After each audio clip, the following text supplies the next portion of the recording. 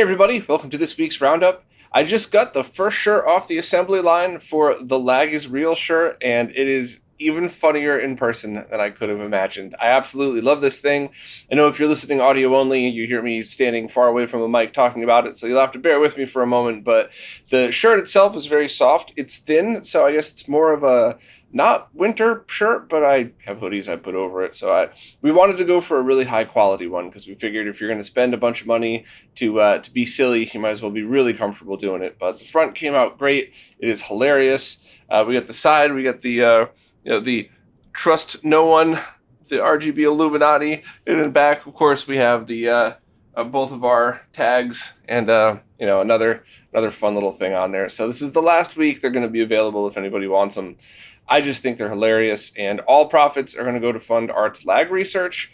So if you want to be silly and also just kind of help out and figure out what's going on with all the crazy advances in PC latency, maybe consider buying one of these. And, somebody had mentioned, too, they thought it was funny, but they didn't want to wear a shirt with me flipping the bird on it. So what about a mug or something? So if you have any other ideas, maybe after this is over, we'll just do one more run of like a mug only or something. But anyway, let's jump in and see what we got this week. First up, Shank was recently a guest on Kevin Kenson's channel to discuss the different GameCube Joy-Cons. So, for anybody that didn't see the video, which I'm sure most of you did because it's got millions of views, Shank did a video a few years ago about making Joy-Cons that kind of looked and felt like a GameCube controller. And there's been a few different products released that basically took that idea and ran with it in a mass-produced way. And some of them we've covered before, others we haven't. And they just kind of sat down and had a talk about how they felt each one played and what the advantages were and if they liked them or not. And I just thought it was a really cool perspective because, everybody's got their own opinions, but there's still some technical facts behind how a lot of these things are built. So it's kind of one of those things where I suggest watching the video if you're into something like this and really seeing, listening to their opinions and seeing for yourself what you think. I absolutely loved that at one point Kevin made a joke like, well, is this something that Shank would figure out, or is this a problem that all of us would run into? Because it was a fun tease, but it was very true. Because especially any engineers that work on products, you tend to over-obsess about things, which is good. That's what we're supposed to do. But when you're talking to other people about it, it's very good to always put things into consideration. And, for me, it's always lag, right? Like, my favorite games are turn-by-turn role-playing games. Cool. Get anything, plug it directly in your TV, you're fine. Whereas my favorite games are fighting games or, Mega Man from like original NES. It's like, no, you have a serious problem. And that's how they approached it. Here's the nitpicks, here's the things that you would seriously run into. And I thought that was pretty cool. The only weird thing is NYXI seemed to have bots that were posting fake reviews on the video, and then they claimed it was somebody trolling them. I don't know, that's some weird shit. I'll let you decide for yourself what you think that was all about. If that really was a very strange bot and trolling, then I feel very bad for the company, but has anybody ever heard of that before? I don't know. Anyway, check out the video on Kevin Kenson's channel, and if you're into anything related to alternative Joy-Cons that are in the style of different controllers. A very cool project has just re-emerged for the Sega Saturn, and there is no release yet. There's no projected release date. I don't want to get anybody's hopes up, but it was absolutely worth discussing because it is a pretty neat idea. It's essentially a Sega Saturn cartridge that you could boot ISOs from, as well as act like a RAM cart and a backup save cart. And I guess maybe even an action replay cheat card as well, if it could do all that stuff. Now, the problem is that it's not very compatible, and there are some timing issues that result in corrupted data. However, this project started all the way back in 2013 and just now got its first update in 8 years that increased some compatibility. So basically the project resurrected, and there's some potential for this thing to be completed, which I just think is incredible. One cartridge that you could plug into your Saturn and have everything that you would need right from it. And if you want to go to another Saturn, you unplug it, plug it into another Saturn. I think a no cut mod and a no mod version, a complete plug and play solution like that would be absolutely nuts. However, it's not really no one's positive if it could actually be done. At the moment, a bunch of retail games do play perfectly, but not a lot. So it's kind of wondering where this project's going to go. I also really Really hope they put a Wi-Fi module on it. I can't say that enough. I'm sorry if everybody's just sick of me hearing it, but for the $3 it'll cost for a cheap Wi-Fi chip, I might be exaggerating a little bit, but seriously, for just a few dollars to put a Wi-Fi chip on there, to give the ability to stream ISOs from a RetroNAS server or any network share, would just even further increase what you could do with this thing and just make it easier to manage. Now, Dave from the Shiro crew did an absolutely phenomenal post that brings you all the way back to the beginning and walks you through all of the different progress that this cart has gone through, as well as the most recent update, and kind of shows you exactly what it's up to right now. So if you're interested in this, I strongly recommend reading through this whole thing. I read every word and really appreciated all the detail that was in here. So if you're interested in it, definitely read the post. We'll keep you updated if there's any kind of beta testing or even private release or something. But I just think this has the potential to be the accessory for the Sega Saturn. One cartridge that does everything, and especially, please put a Wi-Fi chip in there, and it really can do everything that you would need it to do. So, in fact, with a Wi-Fi chip, I'm wondering what it would take to even have Netlink compatibility built in as well. I know that's I'm asking a lot there, but put the Wi-Fi chip in first, get it to load ROMs, and then we'll figure out what else we could do with it. But this is exciting. I think this would be the go-to for Saturn fans. So hopefully it's even possible, but as of now, it's just kind of a work in progress, proof of concept. This week's Roundup is once again sponsored by JLCPCB, and this week I have a super important lesson for anybody that does PCB assemblies. Anybody. This one is huge, and it turns out it's not JLCPCB's fault at all, but it wasn't our fault either. So a very, very quick bring you up to speed of what's going on. I had wanted to remake the SCART cleaner as one of these fun ads that I've been doing, and we ran into tons of problems. Some of it had to do with transferring the files between Eagle and EasyEDA. Other things were bill of materials problems that were absolutely 100% my fault. And the last issue that we had was that sync wasn't working correctly when you turned on the sync stripper. So we had gone back and taken the original files from 4 years ago, only changed the connector on the end, and remade those again, and this batch came in with the same problem. So as I said a few weeks ago, we replaced every component on here, but what I didn't do is replace the LM1881 sync stripper with one of the originals from years ago. And once I did, everything worked perfect. So isolating it, taking that sync stripper out of the circuit, putting it on its own and testing it, it worked fine, but under load in circuit, it didn't. So I started doing some research, and it looks like that chip was end of life. And LCSC was able to get some. However, that begs the question, are they counterfeit chips?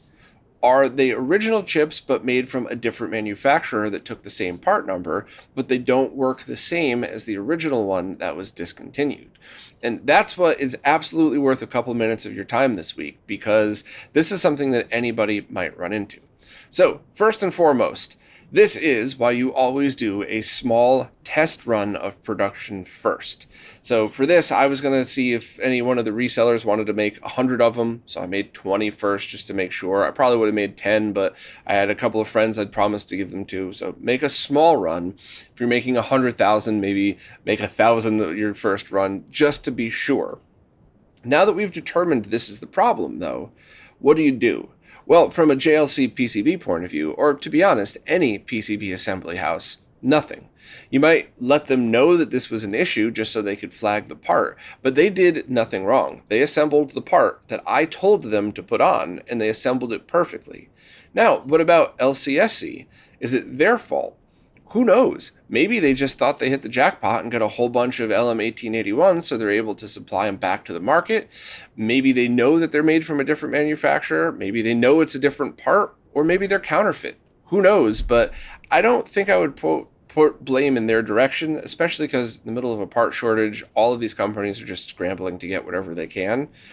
But we only made 20, so what do you do now? Well, if this was something that you were about to make a run of 1,000 of, which I don't think 1,000 people need this adapter, by the way, but if that was the case, what I would suggest that you do, and please, other experts chime in right here, but procure your own LM1881s. Order one sample from any retailer that you know has them. Do a test, then order your 1,000 of them. Test a couple of those randomly, so maybe order 1,010 or something just to double check, and then send those parts to JLCPCB and have them use your chip on the design. So that is a very easy way to get around doing this, and all it would do is delay the process a little bit, but it guarantees that you don't have to change your project. Because if you're paying people to do design files, or if you're a small shop where every second of your time is a lot of money, essentially, you don't want to have to spend the time to redo it. Now, there's two other solutions you could go through. You could just try an alternative part, or you could try working around the issues of this one. Now, the alternative part is easy to talk about because then you would just find something that does the same thing, rearrange the circuit around it, and then remake another one by hand, redo another assembly, recheck the bill of materials like we've been doing. So it might knock the project back a couple of months. So that's something that we're going to consider doing because while this is really a niche product that only a few people would need, it's a fun one and it's open source and I want everybody to have it. The other thing that you could do is work around problem. And I don't know if that's ever really the good thing to do because that's essentially a band-aid solution because what if the next run of these LM1881s has a different problem? But as a last-ditch resort, we did figure out a way to reverse the order of how things are laid out on this in order to have the LM be the last chip in line and kind of get around the problem. That's a video for another day, but you could do that. We could do that. We could probably make a run of a couple hundred of these that work flawlessly. But I don't normally recommend doing that because what if you do that and then the next time you go place an order, there's another chip or another copy of the chip that has another problem.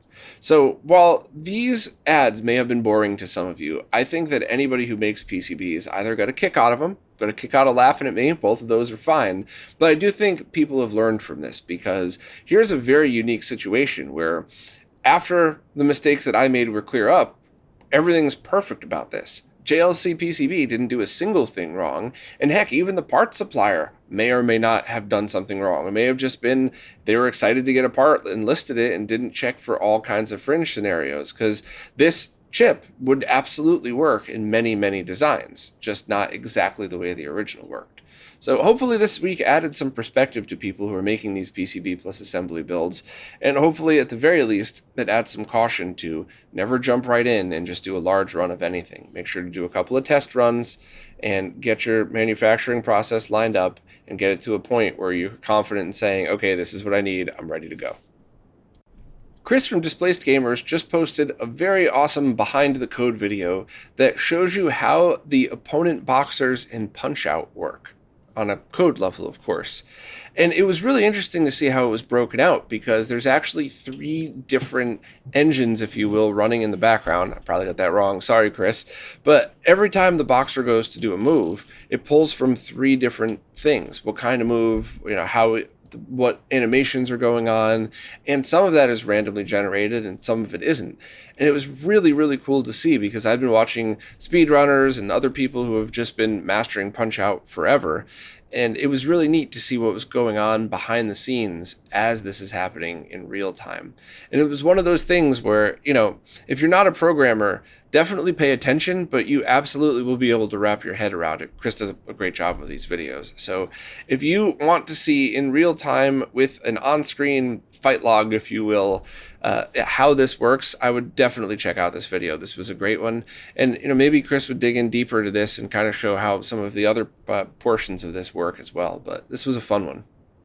Fixel has just opened up an interest checklist for a pretty unique optical drive emulator for the FM Towns Marty. Now, just to be clear, it's an interest checklist, so there's no money down, you're not required to purchase anything, it's just to get an idea of who would want something like this. But this is something that I think if you're into that console or if you own one, you might want to at least consider. And I'll explain why, because this one gets pretty interesting. Ronnie did a great detailed post on it if you want more details, but here's the basic overview. The FM Towns Marty is a console that was only released in Japan, and they're notorious for dead CD-ROM drives. So right off the bat, an ODE seems pretty interesting. However, they also came with a 3.5-inch floppy drive that served 2 purposes: saving your games and booting your games. So that would mean that even if you had an ODE for the Marty, you would also have to constantly be swapping around 3.5-inch floppy disks, which may or may not age that well. Your floppy drive might be dead, and obviously they're not the fastest medium on the planet. So Fixel is looking to have this device do both.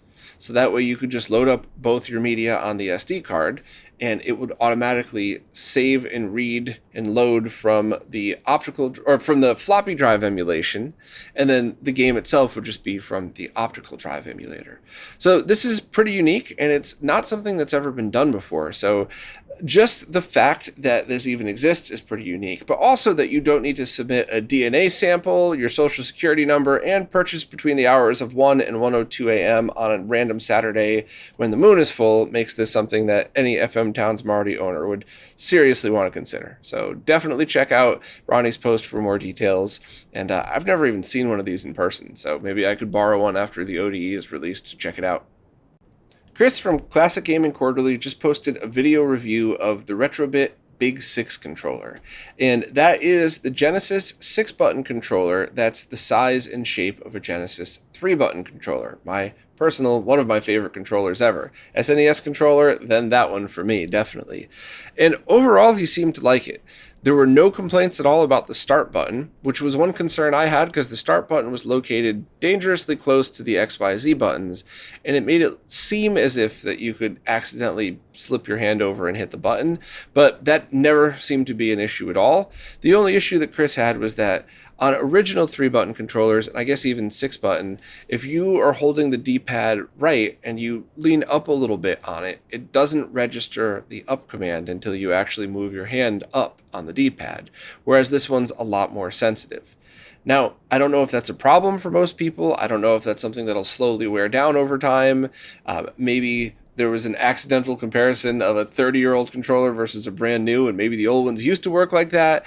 I don't really know, and Chris doesn't claim to be the end-all, be-all reviewer of Genesis controllers, but he definitely wanted everybody to know it, because if that's something that annoys you, you're going to want to know before purchasing. But overall, it got a good review, and Beast also liked it. And Beast is very, very picky with his controllers. So if Beast liked it and Chris liked it, I think it's going to be something that you could feel safe purchasing. But you're definitely going to want to know which one to purchase. The original Genesis controller should perform like an original 6-button controller. Obviously we'll have to do a latency test and confirm, but there's no reason why it shouldn't. Their USB version, which for some reason isn't available anywhere yet, you could pre-order on Castlemania, but Amazon or Stone Age Gamer don't even have them listed up. That one has no info on it. Now, Retrobit's other USB controllers have performed very well. Some better than others, but none were bad. So my gut's telling me that one should be fine as well, and that's the one that I would like to purchase for use with my Mister, of course. And then there's also the wireless version that comes with both a USB and a Genesis receiver module. And the wireless controller that I had tested from Retrobit was kind of laggy. It's been years, so maybe they had improved the latency on it. But until latency numbers are posted, I would kind of hold off on the wireless controller. Unless you know for a fact, like, hey, this is a secondary controller, I'm using it for testing, whatever else, fine. But I just, latency and controllers go hand in hand. So you need to make sure that it's not too laggy to use. So hopefully when people start receiving theirs, we could do some tests with it. I wish all of these companies would publish their latency test numbers, knowing that we're going to double check them too. So you can't be posting fake numbers, but I just don't know why nobody does it. And especially because it could look at the bragging rights you could have. You could just put, in your marketing, lowest latency tested controller for, even if people don't know what that is. It sounds cool, right? So let's cross our fingers and hope that they're good. And when I get mine, I definitely want to compare it to the original Sega version of this, which isn't exactly the same. It's weird. It's the same concept though. So hopefully when I get mine, I'll be able to put them side by side and see how they perform. Retro Gamer Store has opened up pre-orders on a new power and AV module, the rear board for original Famicoms. And this thing is pretty cool, and it's got a bunch of different features, one of which I'm not too big a fan of, but the rest I am. So let's run through it real quick. First, it replaces the rear board in the Famicom, which is both the power board, but also the AV out. So that's how you get your RF output from these. And It replaces it with what looks to be a pretty well-built power circuit, and you could also choose between a mini DIN or a 3.5mm jack output. And the reason you would do that is if you wanted to, or if you've already modded your Famicom, or if you want to use a very easy to add board that I haven't seen in person, but it certainly looks cool in the picture, you could just add a very quick mod to your Famicom and pull composite video right from the mod and wire it directly to this. And that way you could have a very easy composite mod, 100% no cut, because this will drop in the original shell and that 3.5mm jack would fit fine. And I also like how this mod has all of the components, the capacitor and resistors, right where the signal is pulled. That should have potential for better quality than some of the mods where you would just solder one wire to the pin and then run it over to the backboard. So that's kind of a cool thing as well. You could also have a 9-pin mini DIN, so the same as the Genesis 2 style, which is cool if you eventually want to add an NES RGB, or if you just have a bunch of Genesis composite video cables laying around. I'm not 100% sure if that's a no-cut mod. If you're using their clear, smoke-clear covers for the Famicom, it is no-cut, but I'm not sure if that is on original shells, so you might want to look into that. Those covers are gorgeous, by the way, so you might want to think about those as well, especially if yours is yellowed. However, the other functionality it has is if you've installed an NES RGB kit, Tim Worthington's kit, you could add that mini DIN and then just wire all of the connections directly to this board, making it very easy to break out the connection, RGBS, S-video, and composite and audio directly to this. So those features are awesome. I would like to get one of these to test out. Price is between $35 and $50 depending on options, and they should ship by the end of March, the end of next month. So that board, as I've explained it so far, seems like a no-brainer if you have a Famicom and you want to have an easy power solution as well as some composite video output. The one thing that I didn't really like was there is the option for a USB power adapter. And this requires you to make sure that you have a USB charger that outputs the correct voltage, so you need 9-volt output as well, and is PD compatible. And it's my very strong opinion that when you mix stuff up like this, something will absolutely go wrong at some point, right? So this board, you put the power board in, you use the original Famicom power adapter or whatever triad power adapter you're using. Yes, of course, somebody could always plug the wrong power adapter in, but if you're using something labeled for an original Famicom on original Famicom, that seriously reduces it. But a couple of years go by, somebody sees a USB-C port, they plug in a USB-C charger and it doesn't work, something blows out, that's something will always go wrong. So if you have a very specific need for that, by all means, go for it. And there are many people who disagree with me and say, it's my console, it's my USB adapter, you're an asshole for telling me what I'm supposed to do. Fine, but it's my opinion, and it comes from quite a few years of computer hardware design and just dealing in the retro gaming scene. If you want to see completed installs, please check out Ben from iFixRetro posted on Twitter, which is where I stole these pictures from in the post. He did an install on it and he seemed to like it all as well. So I would definitely check this one out. And, if you think I'm wrong about the USB power, let me know in the comments, but there's a lot of history as to why I have that opinion, and all of it comes from being burned, basically. Literally sometimes as well, but I mostly mean monetarily when it comes to power supply designs. So check it out for yourself if you're interested. Tito from Macho Nacho Productions did an awesome intro video about the new Gamebox Systems 64HD, which is an HDMI kit for the Nintendo 64. Tito showed the installation, the features, and basically everything that you would want to know before purchasing this kit, and it is an awesome intro. So if you're even slightly interested in this, definitely check it out. He did compare it to the Pixel FX solution, and so you get to kind of see where the differences are and what what you're missing using this cheaper kit than going to the Pixel FX one. I actually was able to borrow one, so I will hopefully be doing a live stream very soon to check it out myself as well. And I want to dig a little bit deeper into the analog output features of it. I also want to lag test it and kind of do a bunch of other stuff with it as well. So for now, strongly recommend checking out Tito's video, especially even before mine, because that way when I do the live stream, you kind of already know what to expect and we can dig in and test this stuff together on a stream. So thanks to Tito for another great video, and I'm really looking forward to checking this one out in person. My schedule has been a bit nuts, so I haven't had time to do any more interviews, which I want to continue to do. I really love doing those. But if you want to hear from an awesome person in the gaming scene, RMC recently posted an interview with Rebecca Heineman, who is a total vet in the scene. She has been doing this since the early 80s. She was the Atari National Video Game Champion and now works at a company, Old School, doing a bunch of very cool development and gaming stuff. So I'm only partially through this interview yet, but so far it's been great, and I really have been enjoying it. So if you want to hear from two very cool people, I like Neil as well, obviously, definitely check this one out. And it's available on YouTube or as an audio-only podcast. Just search for Retro Tea Break and then search for the Rebecca episode. So thanks to Neil for doing those, and I'm looking forward to finishing that interview. Now it's time for this week's Mr. Updates, care of Lou from Lou's Retro Source. As usual, I'm just going to skim through these. However, if you're interested in anything that you hear, please check out Lou's video because he goes into all the details and does a better job than I do. But anyway, first up, Paul Envy is working on Neo Geo CD support for the Mister. And it's in very early stages, but it can load CD images.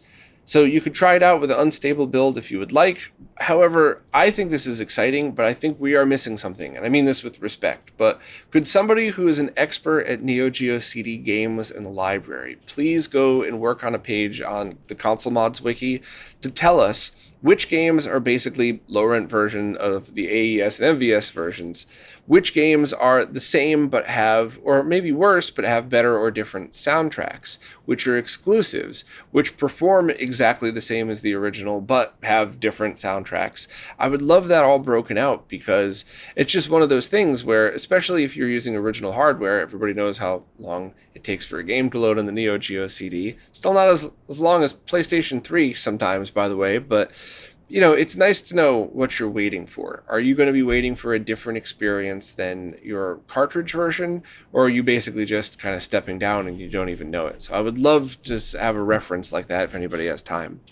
There's also a new release of the PlayStation Core with the ability to allow a real controller plugged in via SNAC and use a virtual memory card on the same slot. So the OSD for the menu will give the option to select a real or virtual memory card when SNAC is enabled. So very cool little trick. SRG320 posted info on the changes being made to the Saturn Core's CD block, and there's a significant problem that's preventing some games from starting up at all, like Castlevania or Worldwide Soccer. So it's kind of a snag in progress there, but just really appreciate all of SRG320's work on this. On Patreon, Hotego's made changes to development workflow to more easily maintain and update cores, which includes consolidating all of the source code for the cores into a single repository, which I think is really cool. I kind of like that he's working on that. Also, there were some side effects that affected System of 16B games, and there's a post detailing everything. So if you're a fellow nerd and you support Hotego on Patreon, give that a read. It's pretty cool. And also, Wicker Waka finished the pinout for the GA20 chip on the IREM M92 hardware. The GA20 is part of the sound system that handles sample playback, and that's the hardware that runs games like Ninja Baseball Batman and R-Type Leo. So progress on that, so we might someday see those cores added with those games as well. So as always, thank you so much to Lou for keeping up on this. There's no way I could without you, so I really appreciate it. And if you want all of the details on that, please check out Lou's channel and definitely subscribe. Okay, this last thing is not what you think. Please give me a moment, and then it probably is exactly what you think after that. But stick with me for just 1 minute here. Polymega has just announced that they will be releasing their software as a standalone app, both a free and a paid version. And this is important for a couple of reasons. First, I think almost everybody agrees that it is probably the nicest looking UI in any of the retro softwares that I've seen. There's some that come really close now, and people have done a great job getting this to look good, but I really think the Polymega is like at Plex level of UI interface, and I think it's great. Also, they've written their own BIOSes for CD consoles, which means while I'm sure there's going to be some niche scenarios where you need to swap stuff out, generally speaking, you should be able to just download the software, put your disc in the tray, and start playing your original games on your PC. And I don't think any other piece of software really works like that because you need to have the BIOSes, which are illegal to distribute because it's other people's intellectual property. So the fact that they wrote their own makes this pretty cool. The free version should do all of that, and the paid version seems like the things that you pay for are very fair. You pay for the ability to rip your game and then store it on their cloud server and play it anywhere you log into your Polymega app. That seems pretty cool and obviously justifies the price. There's also features like saving your save states in the cloud, which is awesome. NetPlay, which I'm looking forward to see how they pull that off, because it's not easy to do with retro, but keeping an open mind here. So overall, it seems like something that's pretty, that you might want to actually pay for, I guess is the best way to put it. Now, there is a question as to how you get your ROMs on there. They have a hardware module. Yes, I know, they're trying to make hardware still. We'll get to that in a minute. They have a hardware module that they say they're going to be offering for both people that don't have CD-ROM drives in their PCs anymore, so that's cool. But what about the cartridges? Do you have to buy their ROM ripping cartridge readers in order for this to work? What if you already own a Sandy card reader? Or what if you just already have a ROM collection? So that hasn't been addressed yet, and that one's a huge one in my opinion, because if you only play your original discs, then that doesn't matter. But I think most of us have a healthy mix of the stuff that we want to use.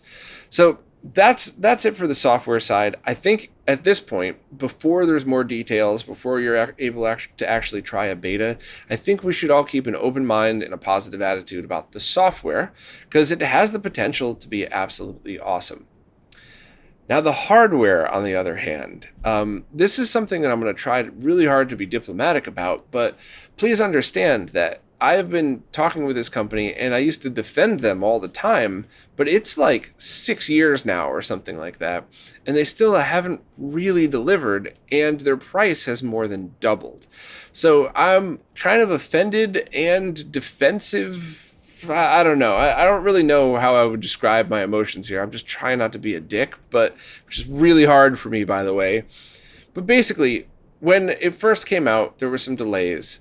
I made some wise-ass comments on social media, and which, strangely enough, led me to meet the CEO in person, check it out, and I thought it was awesome.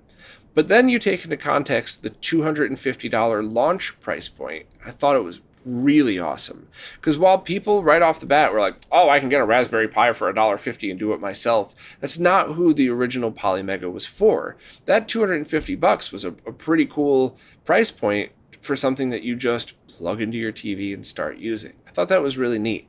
Except it's $550 now for hardware that's like 6 or 7 years old.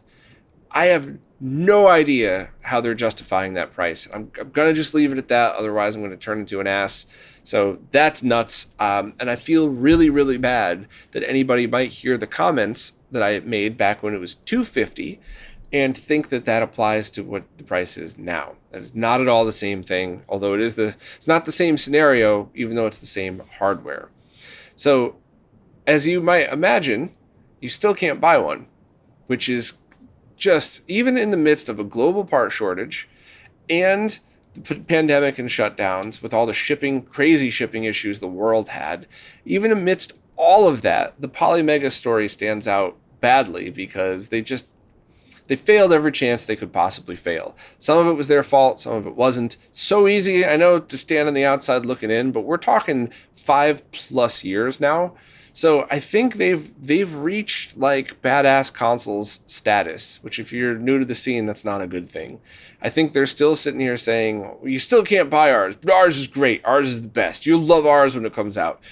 Like 7 other people already got theirs, so it's definitely real. You'll definitely get it. You know, the pizzas are coming. The dragons are coming. Like, I don't know. So I don't understand where their business model is with the hardware side of things. However, launching software should be a little bit easier for them to deal with. So as respectfully as I could possibly say it, which I know that wasn't very respectful, but that's all I got in me after defending them for a while, I gotta just say, exercise extreme caution with your wallet and logic when it comes to purchasing Polymega hardware. However, there's no reason to believe that the software won't be good. There's nothing standing out that says, oh, here's all the reasons why this might stink. It's the opposite. Even with all of the weird negativity, I could genuinely say I have nothing but high hopes for the software, and I'm going to keep an open mind until I get to try it myself. And I also understand what betas are like, so if there's bugs right away, that's cool too. But maybe they would consider opening up a mid-tier for a while. So free is always free, and then mid-tier, you could do everything except save your games in the cloud for free for 3 months to try it out. Maybe that would entice people. And then if you really like it, that tier is gone, and you could only have the paid tier if you want those extra features. I don't know, but I'm keeping my mind open with the software, but I'm trying not to laugh at the whole hardware thing, and that it's still going. All right, that's it for this week. As always, thanks to everybody who watches, listens, plays nicely in the comments, and especially thank you to anybody who supports in any way possible. The monthly services are what keep all this going, but also just clicking on affiliate links to buy the same stuff you were going to buy anyway at the same price is a massive help. Also, thank you to anybody who bought one of these shirts. I still think it's hilarious. Maybe I'm just a man-child moron, but I think this is awesome, and I really hope other people get a laugh at it as well. So thanks very much. And I'll see you all next week.